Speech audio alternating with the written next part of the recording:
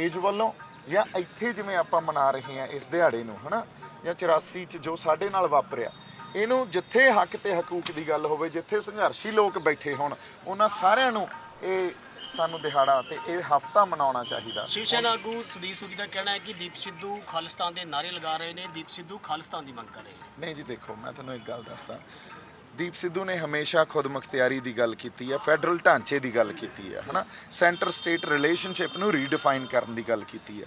ਹੁਣ ਜਿਹੜੀ ਵੀ ਗੱਲ ਕਿਤੋਂ ਹੋਰ ਆਉਂਦੀ ਆ, ਮੰਨ ਲਓ ਖਾਲਿਸਤਾਨ ਦੀ, ਜਿਹੜੇ ਖਾਲਿਸਤਾਨ ਦੀ ਵੀ ਗੱਲ ਕਰਦੇ ਆ ਬਾਈ, ਜਿਹੜੀਆਂ ਮੈਚੋਰ ਡੈਮੋਕ੍ਰੇਸੀਜ਼ ਹੁੰਦੀਆਂ ਨਾ, ਉਹ ਹਰ ਤਰ੍ਹਾਂ ਦੀ ਐਸਪੀਰੇਸ਼ਨ ਨੂੰ ਅਕੋਮੋਡੇਟ ਕਰਦੀਆਂ, ਹੈ ਨਾ। ਸੁਪਰੀਮ ਕੋਰਟ ਵੀ ਸਾਡਾ ਇਹ ਕਹਿੰਦਾ ਵੀ ਇੱਕ ਪੀਸਫੁਲ ਐਸਪੀਰੇਸ਼ਨ, ਜੇ ਖਾਲਿਸਤਾਨ ਦੀ ਗੱਲ ਪੀਸਫੁਲੀ ਕਰ ਰਹੇ ਉਹਦੇ 'ਚ ਕੋਈ ਗਲਤ ਨਹੀਂ ਆ।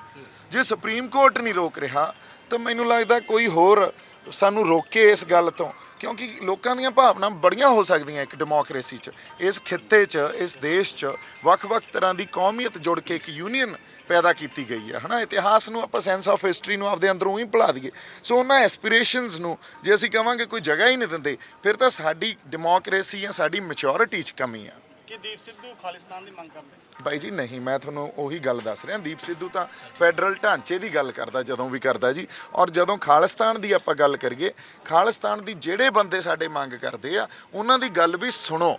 ਉਹਨਾਂ ਨੂੰ ਤੁਸੀਂ ਖੂੰਜੇ ਜਿਵੇਂ ਲਾ ਦੇਣਾ ਇਹ ਕਹਿ ਕੇ ਵੀ ਇਹ ਐਂਟੀ ਨੈਸ਼ਨਲ ਆ ਜਾਂ ਇਹ ਦੇਸ਼ ਧਰੋਹੀ ਆ, ਇਹ ਗੱਲ ਤਾਂ ਹੁਣ ਮੇਰੇ ਖਿਆਲ 'ਚ ਸਾਨੂੰ ਸਿੱਖਣੀ ਪਊਗੀ, ਸਾਨੂੰ ਮੈਚੋਰਿਟੀ ਸਿੱਖਣੀ ਪਊਗੀ। ਬਲਦੇਵ ਸਿੰਘ ਸਿਰਸਾ ਵੱਲੋਂ ਕੱਲ ਬਿਆਨ ਦਿੱਤਾ ਗਿਆ ਸੀ, ਅਗਰ ਦੀਪ ਸਿੱਧੂ ਸੰਯੁਕਤ ਕਿਸਾਨ ਮੋਰਚੇ ਕੋਲ ਆਉਂਦੇ ਨੇ ਤਾਂ ਹੋ ਸਕਦਾ ਵਿਚਾਰ ਵਟਾਂਦਰਾ ਕੀਤਾ ਜਾਵੇ ਕਿਸਾਨੀ ਅੰਦੋਲਨ ਵਿੱਚ ਉਹਨਾਂ ਦਾ। ਬਹੁਤ ਚੰਗੀ ਗੱਲ ਹੈ ਜੀ। ਮੈਂ ਤਾਂ ਕਦੋਂ ਦਾ ਕਹਿ ਰਿਹਾ, ਸਾਡੇ ਬਜ਼ੁਰਗ ਆਗੂਆਂ ਨੂੰ ਬਹੁਤ ਸਮੇਂ ਤੋਂ ਇਹ ਗੱਲ ਕਹਿ ਰਹੇ ਹਾਂ ਵੀ ਤੁਸੀਂ ਬੜੇ ਸਤਿਕਾਰਯੋਗ ਹੋ, ਤਾਂ ਅਸੀਂ ਇਕੱਠੇ ਬੈਠੀਏ, ਰਲ ਮਿਲ ਕੇ ਕੋਈ ਸਲਾਹ ਕਰੀਏ, ਰਣਨੀਤੀ ਬਣਾਈਏ। ਕਿਉਂਕਿ ਉੱਥੋਂ ਹੁਣ ਜਿਵੇਂ ਇੱਕ ਨਾ ਕੱਲ ਇੱਕ ਵਾਰ ਗਈ ਆ ਕਿਸੇ ਸਾਡੇ ਢਾਡੀ ਜਥੇ ਨੇ, ਉਹਨਾਂ ਉੱਥੇ ਇੱਕ ਲਾਸਟ ਜਿਹੜੀ ਉਹਦੀ ਲਾਈਨ ਆ ਵੀ ਆਪੇ ਕਰੀ ਅਗਵਾਈ ਹੁਣ ਬਾਜਾਂ ਵਾਲਿਆ, ਜਿੱਤੇ ਬਿਨਾ ਜਾਣਾ ਨਹੀਂ ਪੰਜਾਬ ਮੁੜਿਆ। ਹੁਣ ਗੱਲ ਉੱਥੇ ਹੀ ਖੜੀ ਆ। ਕੀ ਲੱਗਦਾ ਐਕਸ਼ਨ ਦੀ ਜ਼ਰੂਰਤ ਹੈ ਹੁਣ, ਕਿਉਂਕਿ ਜਿਸ ਤਰ੍ਹਾਂ ਕੇਂਦਰ ਸਰਕਾਰ ਚੁੱਪ ਕਰਕੇ ਬੈਠੀ ਹੋਈ ਹੈ, ਕੋਈ ਵੀ ਡਾਇਲੋਗ ਨਹੀਂ ਚੱਲ ਰਿਹਾ, ਕੀ ਲੱਗਦਾ ਕਿਸੇ ਐਕਸ਼ਨ ਦੀ ਜ਼ਰੂਰਤ ਹੈ? ਬਾਈ ਹੁਣ ਸਾਡਾ ਉੱਥੇ ਬੈਠਣਾ ਵੀ ਐਕਸ਼ਨ ਹੀ ਹੈ, ਹੈ ਨਾ।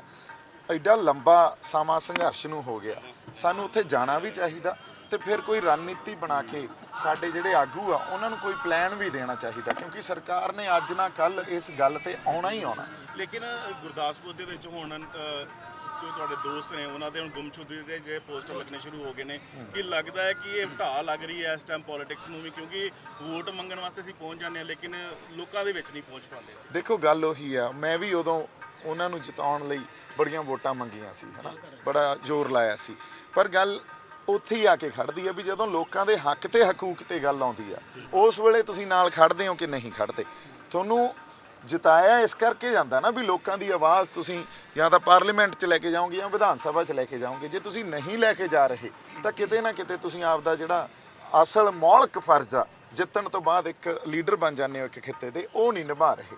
ਸੋ ਜਿੰਨਾ ਕਿ ਮੈਂ ਕਰ ਸਕਦਾ ਸੀ, ਜਿੰਨੀ ਮੇਰੀ ਅੰਦਰ ਰੂਹ ਨੇ, ਆਤਮਾ ਨੇ ਆਵਾਜ਼ ਦਿੱਤੀ ਸੀ, ਉਹਨਾਂ ਮੈਂ ਆਪਦੇ ਲੋਕਾਂ ਲਈ, ਆਪਦੀ ਮਿੱਟੀ ਲਈ ਮੈਂ ਆ ਕੇ ਖੜਾ ਹੋ ਗਿਆ ਜੀ। ਦੀਪ ਸਿੱਧੂ ਨੂੰ ਆਪਣੀ ਆਈਡੀਓਲੋਜੀ ਵਾਲਾ ਕੋਈ ਹਜੇ ਤੱਕ ਪਾਰਟੀ ਦਾ ਕੋਈ ਬੰਦਾ ਲੱਭਾ ਕਿ ਨਹੀਂ ਲੱਭਾ? ਕਿਉਂਕਿ ਪਿਛਲੀ ਵਾਰ ਤੁਸੀਂ ਕਿਹਾ ਸੀਗਾ ਕਿ ਮੇਰੀ ਆਈਡੀਓਲੋਜੀ ਨਾਲ ਜਿਹੜਾ ਕੋਈ ਬੰਦਾ ਤਾਲੁਕਾਤ ਰੱਖਦਾ ਹੈਗਾ ਮੈਂ ਸ਼ਾਇਦ ਉਸ ਪਾਰਟੀ ਲਈ। ਨਹੀਂ ਜੀ, ਹਜੇ ਤੱਕ ਤਾਂ ਅਸੀਂ ਇਹੀ ਆ ਵੀ ਪੰਜਾਬ ਲਈ ਖੜੇ ਆ, ਔਰ ਪੰਜਾਬ ਸੈਂਟਰਿਕ ਪੋਲੀਟੀਕਲ ਜਿਹੜਾ ਮਾਡਲ ਆ ਉਹ ਹੋਣਾ ਚਾਹੀਦਾ।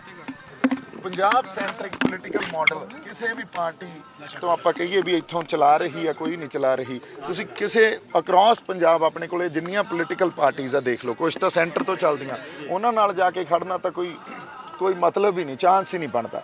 ਸੋ ਜੇ ਸਾਡੀ ਕੋਈ ਆਪਦੀ ਪੰਜਾਬ ਸੈਂਟਰਿਕ ਮਾਡਲ ਤੇ ਸਾਡੇ ਅਸਲ ਮੁੱਦਿਆਂ ਨੂੰ ਉਭਾਰਨ ਵਾਲੀ ਕੋਈ ਪੋਲੀਟੀਕਲ ਪਾਰਟੀ ਆਵੇ, ਆਪਾਂ ਉਹਨਾਂ ਦੇ ਨਾਲ ਫਿਰ ਕੋਈ ਨਾ ਕੋਈ ਸਰੋਕਾਰ ਰੱਖਾਂਗੇ, ਕਿਉਂ ਨਹੀਂ ਰੱਖਾਂਗੇ। ਪ੍ਰਦੀਪ ਜੀ ਬੜੇ ਕੈਸ ਲਾਏ ਜਾ ਰਹੇ, ਤੁਸੀਂ ਅਕਾਲੀ ਦਲ ਵੱਲੋਂ ਜੁਆਇਨ ਕਰ ਰਹੇ ਜੀ? ਨਹੀਂ ਜੀ ਨਹੀਂ, ਇਹ ਬਿਲਕੁਲ ਬੇਬੁਨਿਆਦ ਤੇ ਗਲਤ ਗੱਲ ਆ। ਸੋ ਉਹ ਕਿਆਸ ਚੱਲਦੇ ਰਹਿੰਦੇ ਆ, ਪਰ ਸਮਾਂ ਆਉਣ ਤੇ ਸਮਾਂ ਹੀ ਉਹਦਾ ਜਵਾਬ ਦੇ ਦਿੰਦਾ। ਹਾਂਜੀ, ਪ੍ਰਦੀਪ ਜੀ ਲਾਲ ਕਿਲੇ ਦੀ ਘਟਨਾ ਤੋਂ ਬਾਅਦ ਕਾਫੀ ਤੁਸੀਂ ਚਰਚਾ 'ਚ ਰਹੇ ਜੇ, ਮਤਲਬ ਕੀ ਸਮਝਦੇ ਜੇ ਅੱਗੇ ਕਿਸਾਨੀ ਮੋਰਚੇ ਦਾ ਕੀ ਸਟੈਂਡ ਕੀ ਰਹੇਗਾ? ਨਹੀਂ ਜੀ, ਕਿਸਾਨੀ ਮੋਰਚਾ ਦੇਖੋ ਸਾਡੀ ਹੋਂਦ ਦੀ ਲੜਾਈ ਆ, ਸਾਡਾ ਮੋਰਚਾ ਸਾਂਝਾ ਮੋਰਚਾ ਪੰਜਾਬ ਦਾ। ਤੁਸੀਂ ਬੜਾ ਸਾਰਿਆਂ ਨੇ ਸਾਥ ਦਿੱਤਾ ਤੇ ਹੁਣ ਵੀ ਤੁਸੀਂ ਉਨਾ ਹੀ ਮੇਰੇ ਖਿਆਲ 'ਚ ਉੱਥੇ ਜਿਹੜੀ ਆਪਣਾ ਜਿਸ ਤਰ੍ਹਾਂ ਪਹਿਲਾਂ ਆਪਾਂ ਹਿੰਮਤ ਤੇ ਹੌਸਲੇ ਨਾਲ ਲੜ ਰਹੇ ਸੀ ਉਸੇ ਨਾਲ ਲੜੀਏ। ਨੌਜਵਾਨਾਂ ਨੂੰ, ਸਾਡੇ ਪੰਜਾਬ ਦੇ ਬਾਸ਼ਿੰਦਿਆਂ ਨੂੰ, ਲੋਕਾਂ ਨੂੰ ਬੇਨਤੀ ਕਰੀਏ ਵੀ ਵੱਧ ਤੋਂ ਵੱਧ ਉੱਥੇ ਪਹੁੰਚੀਏ, ਬੈਠੀਏ ਤੇ ਕਿਸਾਨ ਲੀਡਰਸ਼ਿਪ ਜਦੋਂ ਕੋਈ ਪ੍ਰੋਗਰਾਮ ਦੇਵੇ ਫਿਰ ਉਸ ਹਿਸਾਬ ਨਾਲ ਆਪਾਂ ਅੱਗੇ ਐਕਟ ਕਰਾਂਗੇ।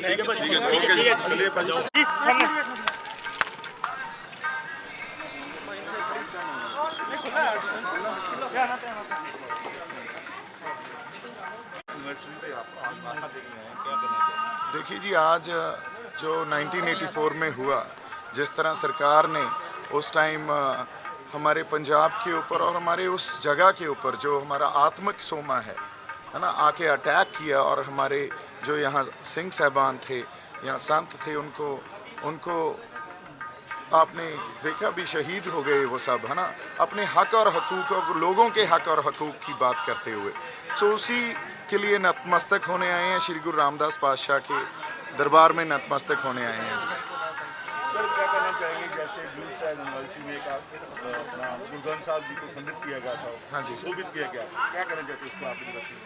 नहीं, गुरु ग्रंथ साहब की देखो सरकार ने कितना समय तक अपना पुरजोर कोशिश की भी, जो उस टाइम सरकार ने हमारे ऊपर जुल्म किया, जबर किया, वो सामने ना आए।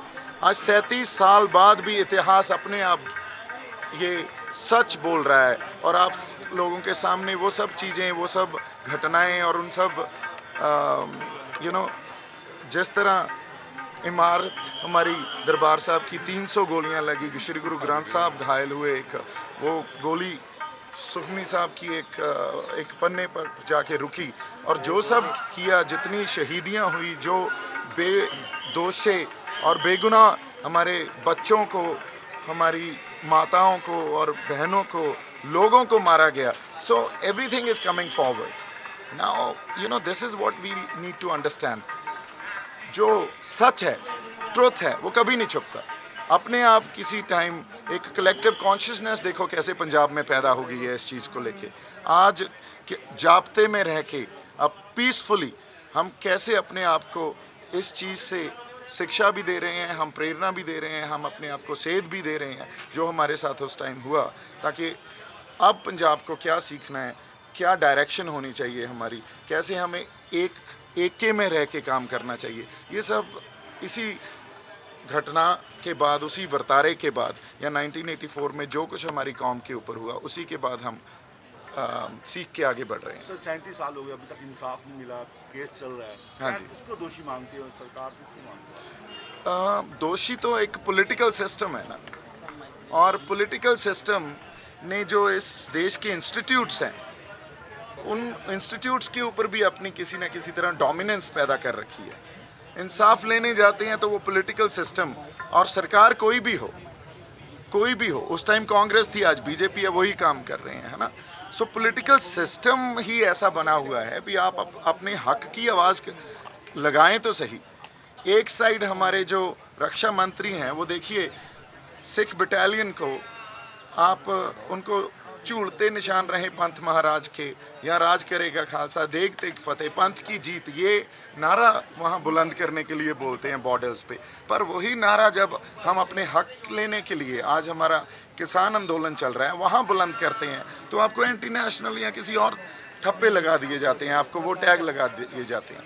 सो ये पॉलिटिकल सिस्टम ही एक ऐसा बना हुआ है जो न्याय नहीं लेने देगा आपको। उनकी डोमिनेंस हर इंस्टीट्यूट के ऊपर दिखती है। तो आज स्पेशल आप ब्लू स्टार पर आज मत्था देखने आए हैं, आप एक टैग भी लगा था गवर्नमेंट खालिस्तान का। हाँ जी, तो आप क्या कहना चाहते हैं? देखिए बात ये है, मैंने आपको वही बोला ना, आप अपने हक की बात करें, आपको एंटी नेशनल बोलेंगे, आपको देशद्रोही बोलेंगे, आपको खालिस्तानी बोल देंगे।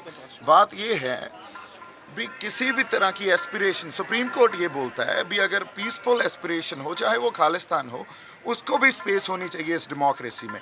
और जो मैच्योर डेमोक्रेसीज होती हैं वो वाकई हर एस्पिरेशन को स्पेस देती हैं, पर अपने यहाँ उस अगर हम स्पेस नहीं दे रहे तो कोई ना कोई प्रॉब्लम हमारे रूलिंग क्लास में है, जो क्लास इस देश को रूल करती है उसमें है। आप खालिस्तान की डिमांड करते हैं जैसे बाकी सिख कहते हैं कि खालिस्तान नहीं, मैं फेडरल जो सिस्टम है या फेडरल एक ढांचा है जिसको खुद मुख्तियारी बोलते हैं, जो हमारे राज्य हैं, है ना, हमारे देश के जो सभी राज्य हैं, उनको ज़्यादा उनके अधिकार देने की बात करता हूँ, क्योंकि उनके पास अगर प्रॉपर फेडरल सिस्टम नहीं होगा तो वो पॉलिसीज़ मेकिंग में कहीं ना कहीं प्रॉब्लम होती रहेगी, जो कि हो रही है। आज जो कृषि कानून नए बने हैं वो एक्चुअली में स्टेट सब्जेक्ट है।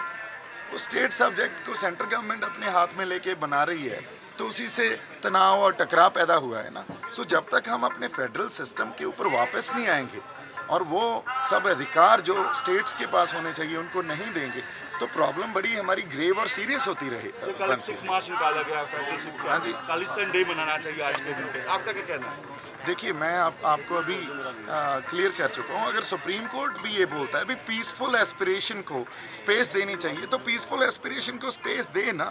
एक मैच्योर डेमोक्रेसी की यही खासियत होती है। अगर हम इन सब जो एक डेमोक्रेसी के पास एक कैरेक्टरिस्टिक्स होने चाहिए उनको नहीं समझेंगे, तो कहीं ना कहीं प्रॉब्लमैटिक एरियाज बनते जाएंगे अपने आप ही। एज ए सिख आप लोगों को क्या मैसेज देंगे? 37 साल हो गए, अभी तक आपको इंसाफ नहीं मिला। देखो, एज अ सिख मैं मैसेज यही दूंगा, एक तो सिख कभी भी हिंसक नहीं हो सकता।